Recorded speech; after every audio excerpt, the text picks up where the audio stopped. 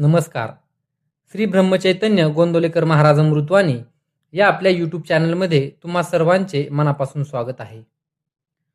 आज आपण श्री ब्रह्मचैतन्य गोंदवलेकर महाराजांच्या अत्यंत महत्त्वाच्या आणि क्रांतिकारी प्रवचनावर विचारमंथन करणार आहोत. ते म्हणजे सत्पुरुषाची पुण्यतिथी कशी साजरी करावी आणि नामात भगवंत कसा अनुभवावा. आपण वर्षातून एकदा संतांच्या सद्गुरूंच्या पुण्यतिथीनिमित्त मठात जातो, मंदिरात जातो, दर्शन घेतो, महाप्रसाद खातो आणि घरी परत येतो. पण साक्षात गोंदवलेकर महाराज आपल्याला विचारतात, अशी पुण्यतिथी साजरी करून तुम्हाला खरोखर काय मिळाले? महाराज म्हणतात, इथे आल्यासारखे काही केल्याचे श्रेय तरी तुम्हाला मिळाले पाहिजे.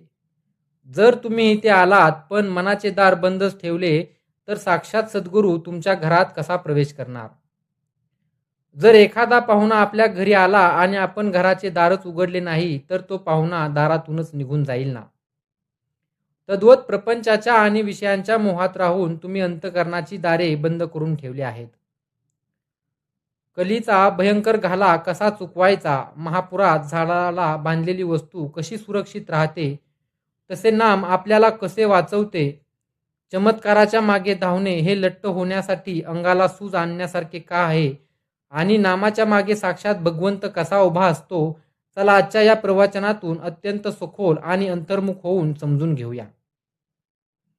भक्तांनो, गोंदवलेकर महाराज पुण्यतिथीच्या उत्सवाबद्दल बोलताना आपल्या सगळ्याच्या डोळ्यात अंजन घालणारा बोध करतात.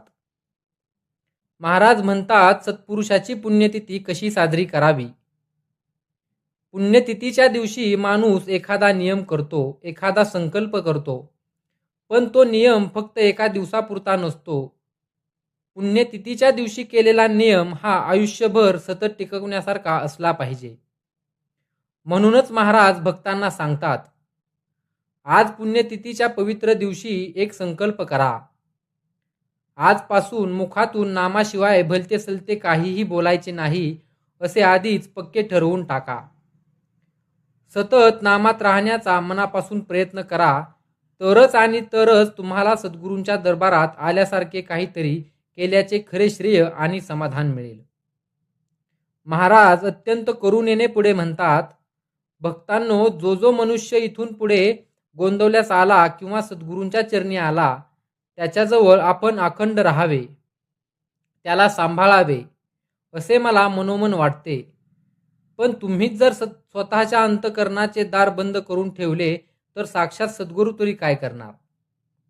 उदाहरणाने पहा, एखादा खूप आवडता आदरणीय पाहुणा आपल्या घरी मोठ्या प्रेमाने आला, पण आपण त्याला घरात घ्यायचे सोडून दारे खिडक्या घट्ट लावून बसलो तर तो पाहुणा बाहेरूनच हात जोडून परत निघून जाईल. अगदी तसेच आपण विषयांच्या मोहात, संसाराच्या चिंतेत आणि काम क्रोधात बुडून आपल्या अंतकरणाची दारे बंद करून ठेवले आहेत. महाराज म्हणतात, नामाचा उच्चार सतत कंठी ठेवा. मुखात नामाची जागृती असू द्या, म्हणजे विषयांचा आणि मोहाचा घाला तुमच्यावर होणार नाही. महाराज आजच्या काळातील परिस्थितीचे वर्णन करताना अत्यंत सावध करतात. महाराज म्हणतात, आता कली मातत चाललेला आहे. कलियुगाचा प्रभाव दिवसेंदिवस वाढतो आहे. मानवी मनात वासना, मत्सर, घाईगर्दी, अशांती आणि अधर्म वाढत चाललेला आहे. या कलीचा भयंकर घाला जर तुम्हाला चुकवायचा असेल तर केवळ आणि केवळ नामावर अत्यंत दृढ विश्वास ठेवा. जगात कोणीही उठून काहीही सांगितले, ज्ञानाच्या कितीही मोठ्या गप्पा मारल्या तरी तुमचे मूळ नामस्मरण कधीही सोडू नका.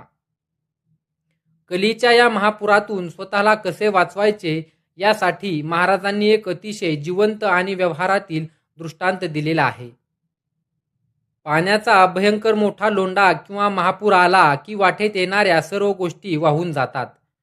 पण जर एखाद्या स्थिर भक्कम झाडाला दोराने एखादी वस्तू घट्ट बांधून ठेवलेली असेल तर पाण्याचा कितीही मोठा लोंढा आला तरीही ती वस्तू वाहून जात नाही. अगदी तद्वत या संसाराच्या आणि कलीच्या महापुरात तुम्ही भगवंताच्या नामाची कास घट्ट धरून ठेवली तर साक्षात काळ सुद्धा तुमचे काहीही वाकडे करू शकणार नाही. भक्तांनो, महापुरात दोरेनी बांधलेली वस्तू जशी सुरक्षित राहते तसे जो नामाच्या दोरीने सद्गुरूंच्या चरणी बांधला गेला आहे त्याला जगातील कोणतेही संकट किंवा भय कधीही स्पर्श करू शकत नाही. महाराज श्री समर्थ रामदास स्वामींच्या दासबोधातील नामाच्या समासाचा संदर्भ घेऊन नामाचे गूढ रहस्य उलगडतात. समर्थ रामदास स्वामींनी स्पष्ट सांगितले आहे की नाम हेच रूप आहे. महाराज म्हणतात, तुम्ही नाम हेच साक्षात देवाचे रूप आहे असे मानून नाम घेत चला. जसा जसा तुमचा नामाचा अभ्यास वाढेल तसे तसे तुम्हाला देवाचे मूळ रूप आपोआप दिसू लागेल. महाराज इथे एका मोठ्या भ्रमाचा भोपळा फोडतात. आजकाल परमार्थात अनेक साधक चमत्काराच्या मागे धावतात.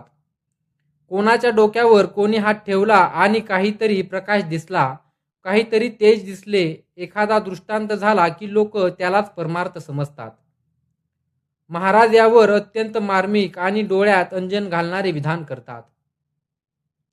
डोक्यावर हात ठेवून चमत्कार होणे, डोळ्यांसमोर काहीतरी तेज दिसणे, दृष्टांत होणे या सर्व गोष्टी अत्यंत तात्पुरत्या असतात.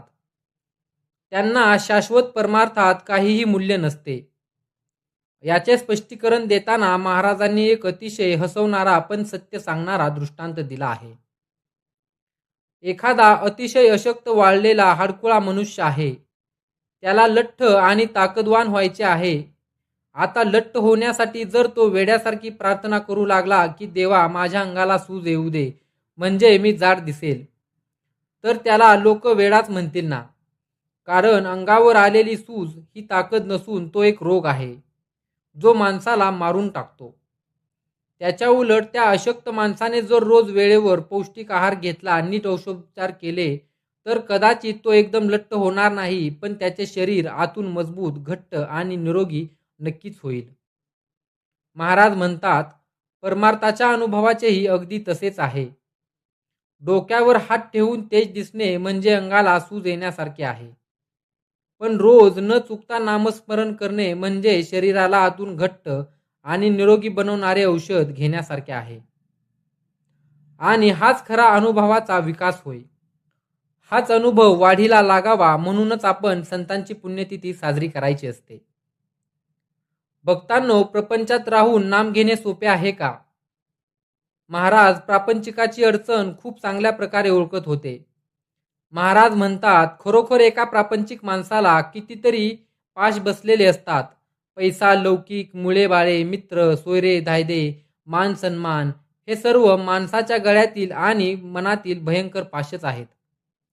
अशाच गजबजलेल्या प्रपंचात जबाबदाऱ्यांच्या गर्दीत आणि शेकडो पाशांमध्ये अडकलेले असतानाही भगवंताचे नाम आवडीने आणि प्रेमाने घेणे किती कठीण आहे. या प्रपंचाच्या वादळात नामात टिकून राहणारा मनुष्य अंतरात्मातून खूप भक्कम आणि मजबूत असला पाहिजे. मग नामात एवढी ताकद कुठून येते? तर महाराज सांगायचे, नामाच्या मागे साक्षात भगवंत स्वतः उभा असतो. म्हणून जिथे नाम आहे तिथे जगातील सर्वात मोठी आणि उत्तम सत्संगती आपोआप हजर असते.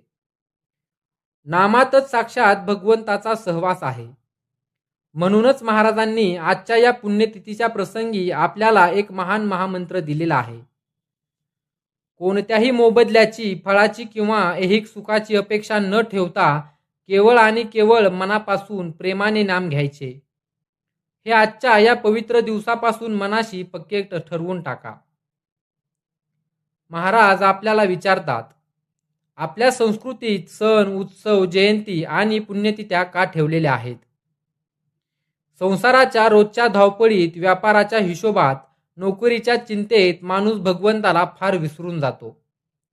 सकाळी उठल्यापासून ते रात्री झोपेपर्यंत केवळ पैशाचा आणि विषयांचा विचार चाललेला असतो.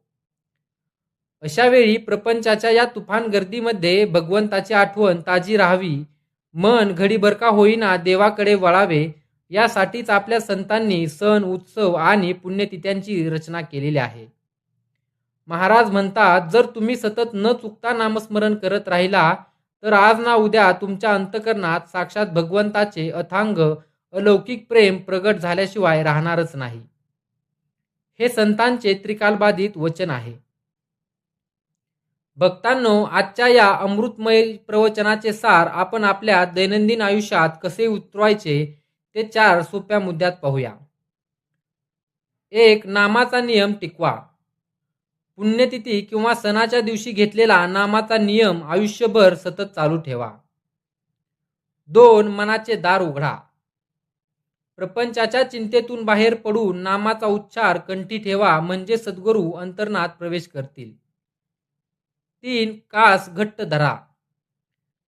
कलीच्या काळात आणि संकटाच्या महापुरात नामाची दोरी कधीही हातातून सोडू नका. 4. निष्काम नाम घ्या. कोणताही मोबदला न मागता नाम हेच देवाचे रूप आहे या भावाने निरपेक्ष जप करा. तर भक्तांनो, आजच्या या पवित्र दिवशी संतांच्या चरणी लीन होऊन नामाची घट्ट कास धरूया आणि आपल्या मानवी जन्माचे सार्थक करूया. तर भक्तांनो, आजचे हे पुण्यतिथीचा खरा अर्थ समजावणारे आणि नामावर दृढ निष्ठा बसवणारे प्रवचन तुम्हाला कसे वाटले हे आम्हाला कमेंटमध्ये नक्की सांगा. या व्हिडिओला एक लाईक नक्की करा आणि कमेंटमध्ये श्रीराम समर्थ किंवा श्रीराम जयराम जय जयराम लिहा आणि आपल्या या चॅनलला सबस्क्राईब करायला विसरू नका. बोला श्री ब्रह्मचैतन्य गोंदवलेकर महाराज की जय. साक्षात परब्रह्म श्री रामचंद्र महाराज की जय.